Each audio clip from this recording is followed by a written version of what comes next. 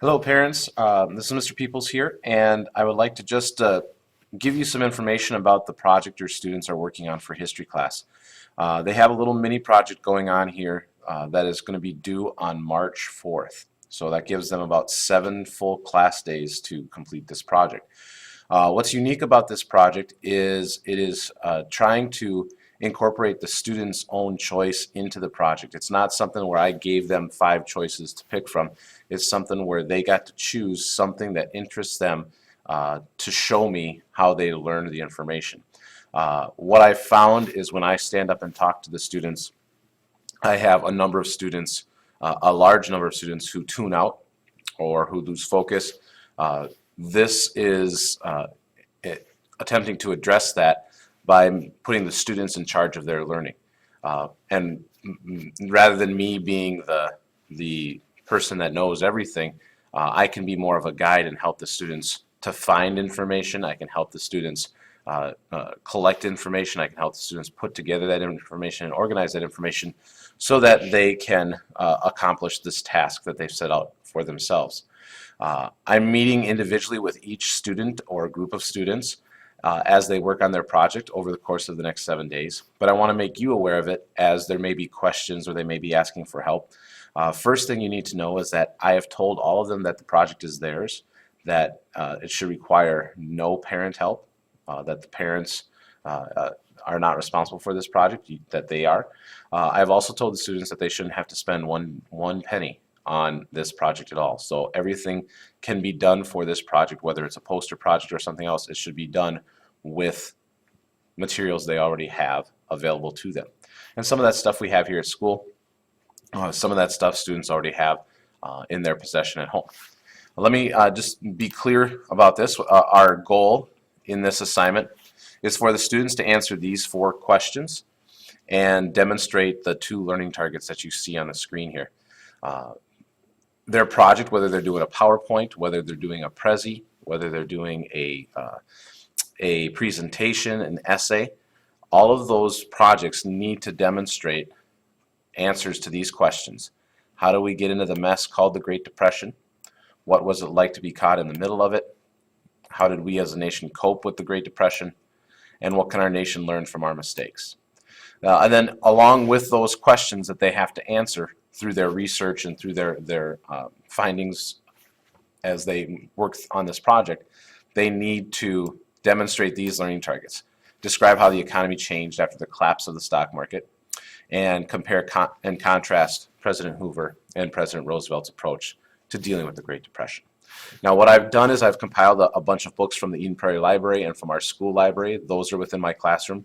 We have our U.S. history textbooks. We have the Minnesota Northern Lights textbooks. We have a set of encyclopedias, all within the classroom. We have computers available in the classroom. We have iPod Touches available in the classroom.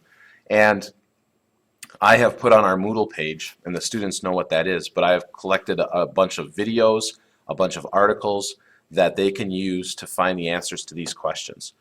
So I've kind of collected the resources for them, and it's their job now to go through those resources and find the answers to these questions.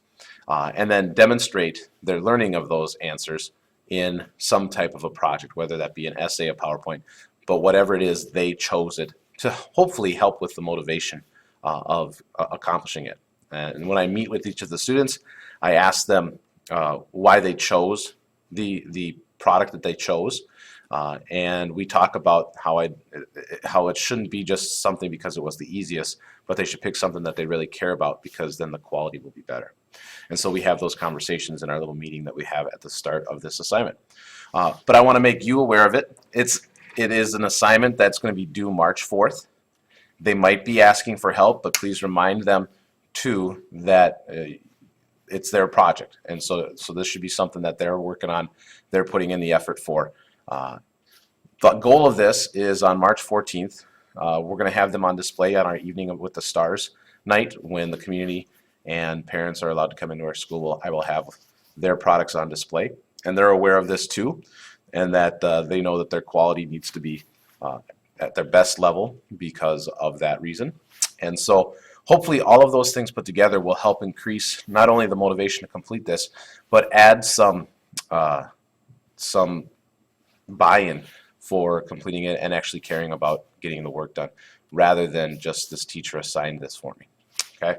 I do want to point out one other thing on here. This is available on Moodle, but these are just some of the choices that they could do. The qualifications here for some of these things, they don't match up with the actual assignment, because the student and I in our meeting talked about what are the requirements for their particular assignment, and so we talked about that individually. So these don't actually match up with what they might be doing, but these are just ideas for them to kind of come up with what would work best for them, what would they be most interested in doing. And so these are just a list of ideas that I had, but some students decided to do something off of these lists. So it wasn't just that, it was maybe something that they came up with. Let me know if you have questions or concerns. My email address is peoplesg@district112.org, and my phone number is 952-556-7552.